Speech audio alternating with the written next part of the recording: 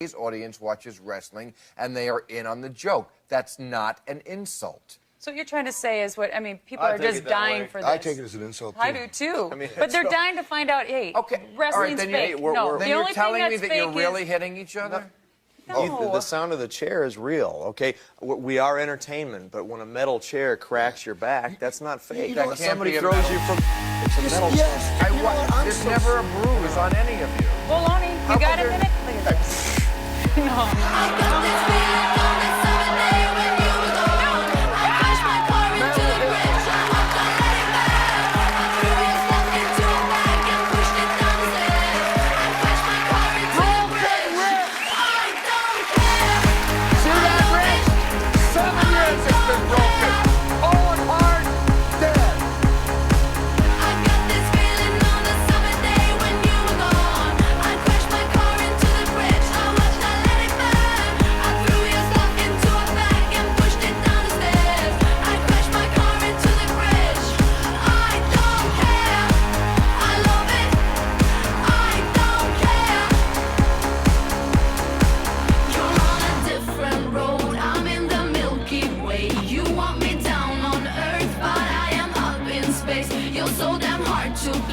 We gotta kill this switch. You're from the 70s, but I'm a 90s chick. I love it.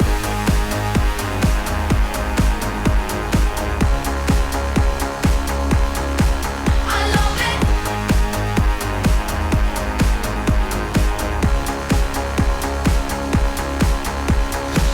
I got this feeling on the summer day when you were gone. I crashed my car into the bridge. I watched, I let it burn. I threw your stuff into a bag and pushed it down the stairs. I crashed my car into the bridge. I don't care. I love it. I don't care. I love it. I love it. I don't care. I love it. I don't care.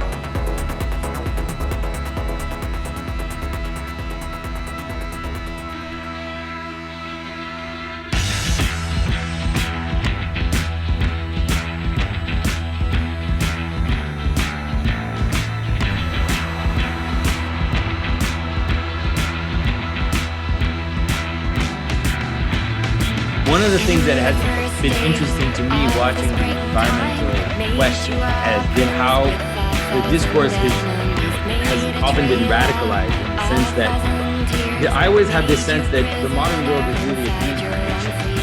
That Christianity, it's as if Christianity had a kind of synthetic worldview, let's say, that became quite strong in the Middle Ages, and then in the Renaissance and Enlightenment, things started to split, and we didn't see the fruits of that at first, but now we're really seeing the fruits. And I've always actually had a tenuous relationship with the environmental kind of activism, because what I saw in it was something of an extreme kind of coming out, and the idea of like nature as a value in itself, like the idea of nature, the idea of the wild, you could say, because there's something of the place that you talk about, which brings human consciousness to the fore, right? The idea of a place in the sense that we recognize this as having respect or reverence for a place means that it's like the garden is the best image of that, where there is a human element in the sense of a human recognition of a boundary, and then this like natural interaction within the space. Whereas what I've noticed in a lot of the environmental rhetoric is this kind of fetishization of the wild, let's say, and a hatred almost an anti-human quality. And I don't think it's there everywhere. Maybe it's there mostly in those that make the most noise, and so we kind of hear it more. And so because of that, I've always been tenuous about it. I appreciate the desire because I see the insanity of Western culture. Like I can notice the insanity of consumerism and this complete treating the world like Heidegger talked about, right? Yeah, the idea of the world as a standing reserve. It's just this stuff that we can use to further our own agenda. And so I'm curious about your vision of that, because I haven't seen, at least me, I haven't seen a lot of people that are able to find that balance in a cosmological sense, almost like in a symbolic sense. Well, it's interesting, isn't it? I mean, look, I wrote a manifesto called Uncivilization, right? So I've been quite deep in it. But look, I mean, people are in the radical green movement, especially. People are desperate to protect the wild because we're destroying it so fast. So if you look at it in terms of balance, there's always a balance between the wild world, which is the world that basically isn't under the control or domination of humans, mainly modern humans, and human civilization. Now, I tend to think that in a traditional society, in a pre-modern society, in other words, there's a reasonable balance between the human and the non-human world. And you don't have a kind of environmental conversation because you don't need one, because you're not destroying everything. You're in some reasonable balance with it. You know, you don't have to romanticize nature, but you don't demonize it either, and you don't just treat it as a resource. I mean, I live in rural Ireland. There's a great long tradition of folk culture here, just as there is in England, where I come from, which has a wary respect for nature and which treats it well. And you have to do that because it's a living web. What we've done, and I don't think this is a problem of Western culture so much as it's about modernity, because it started here, but it's global now, where we have basically desouled everything that isn't human, right? And increasingly desouled other humans as well. But we treat the world as a resource because we treat the whole of life as a machine, and we treat most of non-human life, and indeed much human life, as a kind of resource to be fed into that machine and turned into profit at the other side. So that's a question as I say, this is a spiritual matter because it's a question of respect for creation, which includes humans. And if you don't respect that, if you create a giant machine that eats everything effectively and destroys everything and tries to turn it into plastic junk that we don't even need, then you're going to get a huge reaction in terms of people who want to defend the wild from humans. And what happens a lot is that people get human civilization, the worst aspects of modernity, confused with human beings. And they say, look, humans are the problem. Humans aren't the problem, but the way that modern humans are living is the problem. And that's a problem in any number of ways, not just in terms of, I mean, I see the destruction of the natural world, the wild world, as a symptom of the bigger crisis, and the sort of disintegration of aspects of our culture at the moment is a symptom of the same crisis, I think. I mean, you mentioned the garden. I think it's very interesting that I think a lot about the notion of Eden and the fall. The sort of primal story of Christianity is that we begin in communion in a garden with everything else that's alive, and with God, who's so close to us that we can see him walking around. Okay, and there we are. Everything is there. All life is there.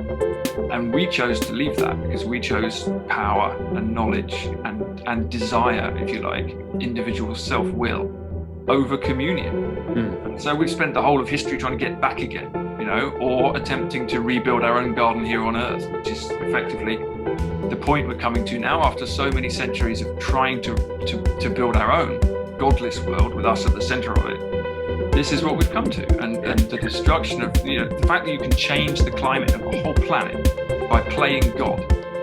To me, that's a spiritual matter, so the question is then not, what technology should we use instead of this one? The question is, what happened? That's the result of eating the apple, if you like. So what do we do now? What do we do now? That's a spiritual matter. That's got to have a spiritual answer to it.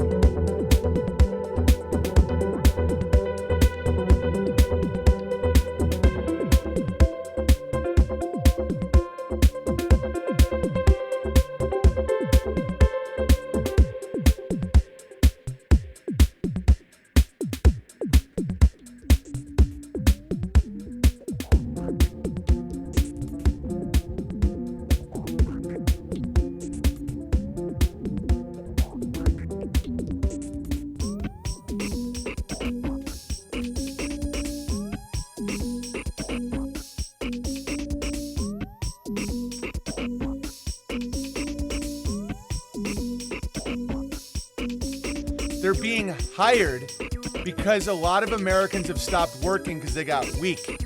And so you didn't want to pick the cotton, so you hired some people. You didn't want to pick the apple. You didn't want to work on the muck farms. You wanted to work in your little cubes so you can make money for your porn and your Buicks, right? There's an answer to that. It's called other tribes that are willing to work. So when some of them are strong, a lot of them are stronger than you. And not you, a lot of people that watch this stream understand what I'm saying. So I'm not saying you, you guys get it. So that's why this is happening, all right? So these eugenicists are trying to kill off stupid people.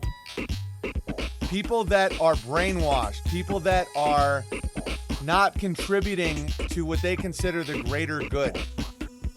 People on welfare. People that are going to prison. Why do you think they vaccinate the shit out of everyone that goes to prison? Why do you think the main focus on vaccinations is Africa and India?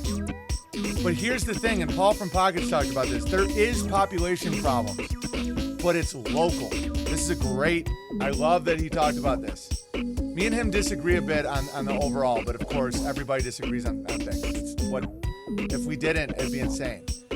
So there's a huge population problem in this 8-hour of driving area of the East Coast of America.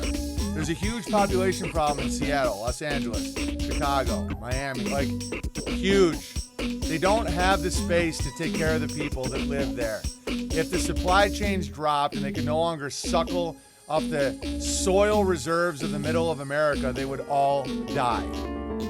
It's overpopulated, and they're weak, and they're entitled, and they're sick. And so if you're managing the world, why would you not think, I'm going to get as many of these motherfuckers to accept homosexuality, I'm going to get them to accept environmentalism, that they're a cancer. You're not a cancer on the earth. You're not a virus on the earth. Not at all. The earth is here for us, and we are shepherds of the earth. We have dominion over the earth. We're here to crush with the earth.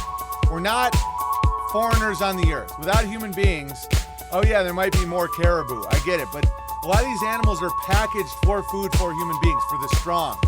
The way we've perverted all of it, and GMOs and soil destruction and city sewage systems, we're supposed to be disgusted by the smell of our own shit.